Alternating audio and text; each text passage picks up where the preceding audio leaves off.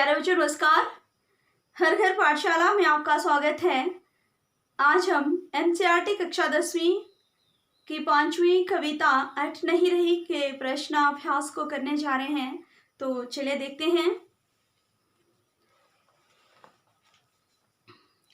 तो प्यारे बच्चों, छायावाद की एक खास विशेषता है अंतर्मन के भावों का बाहर की दुनिया से सामंजस्य बिठाना। ठीक है, कविता की किन पंक्तियों को पढ़कर यह धारणा पुष्ट होती है? लिखनी है, आपने पंक्तियां छांटनी है।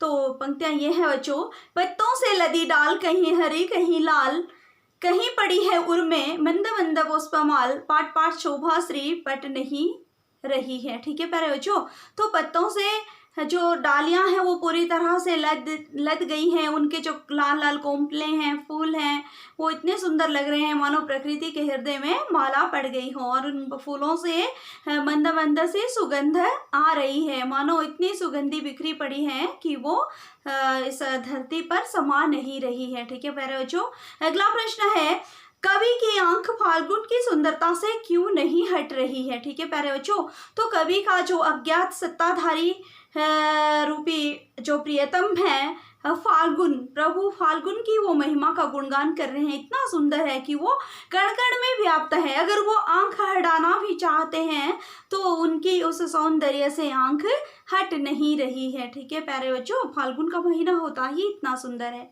अगला प्रश्न है, प्रस्तुत कविता में कवि ने प्रकृति की व्यापकता का वर्णन किन रूपों में किया है?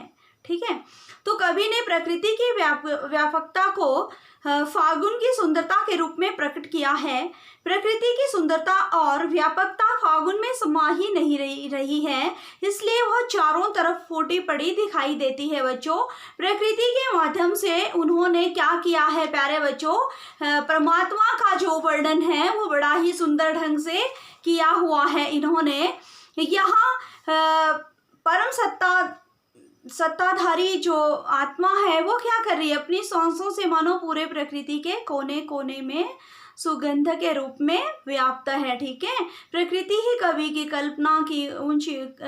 कल्पना को ऊंची उड़ान भरने के लिए प्रेरित कर रही है, मानो उन्हें पंख लगा रही है। ठीक है प्यारे बच्चों, वन का प्रत्येक पेड़ पौधा इसी सुंदरता से भरकर शोभा देता है। आपको पता है फाल्गुन के महीने में, ठीक है, प्रकृति की व्यापकता नैसर्गिक सौंदर्य की जो मूल आधार है, उसका मूल आधार है नैसर्गिक होता है प्राकृतिक। ठीक है प्यारे बच्चों, अगला प्रश्न है, फाल्गुन में ऐसा क्या होता है जो बाकी ऋतुओं से भिन्न होता है? तो प्यारे बच्चों, आप सभी जानते हैं फाल्गुन का महीना मस्ती से भरा होता है, जो सारी प्रकृति को नया रंग प्रदान करता है। ठीक है, उस वक्त नए फूल पत्तियां कोंपले आते हैं। ठीक है, लाल लाल कोंपले अपार सुंदर लगते हैं, रंग बिरंगे फूलों की बहार सी आ जाती है। ठीक है प्यारे बच्चों, तो इस ऋतु में न गर्मी का प्रकोप होता है, न अत्यधिक सर्दी होती है। ठीक है, न सर्दी की बिल्कुल भी ठिठुरन होती है इसमें तो हर समय, जैसे मान लो ना तो हर समय की तरह जैसे बरसात में आजकल बारिश होती है, वैसी बारिश भी इसमें नहीं होती और ना ही पतझड़ होता है। ठीक है, यह महीना अपार सुखदाई और कैसा है? सबके मन को मोह लेने वाला है, इसलिए ये अलग है। ठीक है, अगला प्रश्न है, इन कविताओं के आधार पर निराला के काव्य शिल्प की विशिष्टताएं लिखी हैं। आपने काव्य शिल्प किस तरह से उन्होंने काव्य को रचा है। ठीक है, तो निराला विद्रोही कवि थे, इसलिए उनके काव्य शिल्प में भी विद्रोह की छाप स्पष्ट दिखाई देती है। आपने उत्साह के माध्यम से जाना प्यारे बच्चों। तो इनकी जो काव्यगत शिल्प विशेषताएं हैं वो निम्नलिखित हैं। कौन कौन सी हैं? नीचे मैं बताने जा रही हूँ आपको। ये नंबर 1, भाषागत कोमलता। इनकी भाषा में एक रसता की कमी है। उन्होंने सरल व्यवहारिक सुबोध सौष्ठव प्रधान और अलंकृत भाषा का प्रयोग किया है। ठीक है प्यारे बच्चों, सुसज्जित भाषा। ठीक है, उनकी भाषा पर संस्कृत का विशेष प्रभाव दिखाई दे रहा है हमें। जैसे विकल विकल उन्मन थे उन्मन, विश्व के निदाग के सकल जन, आए अज्ञात दिशा से अनंत के घन, तप्त धरा जल से फिर भर दो, शीतल कर दो। ठीक है। और कोमलता, निराला की कविताओं में कोमलता है। ठीक है प्यारे बच्चों, उन्होंने विशिष्ट शब्दों के प्रयोग से कोमलता को उत्पन्न करने में सफलता प्राप्त की है। ठीक है। जैसे घेर घेर घोर गगन धाराधर, ओ ललित ललित काले घुंघराले, बाल कल्पना कैसे पाले, विद्युत छवि उर्मे कवि नवजीवन वाले। ठीक है प्यारे बच्चों, अगला है शब्दों की मधुर योजना। तो इनके निराला जी ने अन्य छायावादी कवियों की तरह ही भाषा को भाषा अनुसारणी बनाने के लिए शब्दों की मधुर योजना की है। ठीक है प्यारे बच्चों, जैसे कैसे शिशु पाते हैं माताओं के वक्षस्थल पर भूला गान, माताएं भी पाती है शिशु के अधरों पर अपनी मुस्कान। ठीक है। लाक्षणिक प्रयोग, निराला की भाषा में लाक्षणिक प्रयोग भी भरे पड़े हैं। आप जानते हैं उन्होंने परंपरा के प्रति अपने विरोध भाव को प्रकट करते हुए समय की लाक्षणिकता का ही प्रयोग किया था। ठीक है।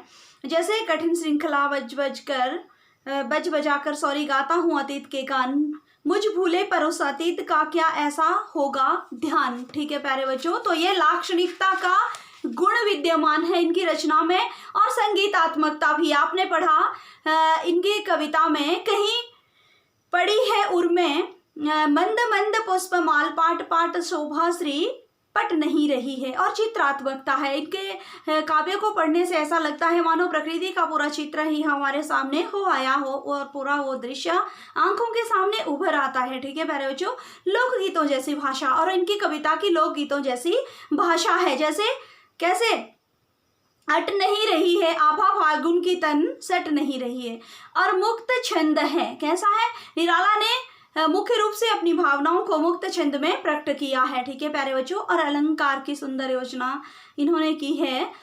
जैसे पुनरुक्ति प्रकाश अलंकार है, घेर घेर 2 बार आया है, घोर गगन धाराधर, ओ ललित ललित भी 2 बार आया है, तो पुनरुक्ति प्रकाश है, काले घुंघराले।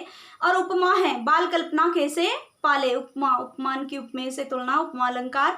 और विप्सा है, विकल विकल उन्मन थे उन्मन। ठीक है प्यारे बच्चों, प्रश्न अलंकार है, क्या ऐसा ही होगा ध्यान, प्रश्न के माध्यम से उमानो पूछ रहे हैं। अनुप्रास, कहीं हरी कहीं लाल, का वर्ण की आवृत्ति बार बार हुई है। यमक, पर कर देते हो। ठीक है प्यारे बच्चों, यहाँ यमक अलंकार है। वास्तव में निराला ने मौलिक शिल्प योजना को महत्व दिया है, जिस कारण साहित्य में उनकी अपनी ही एक अलग पहचान है। प्यारे बच्चों, ये थे इसके प्रश्नाभ्यास, आपने लिखने हैं और साथ ही साथ याद भी करने हैं। धन्यवाद।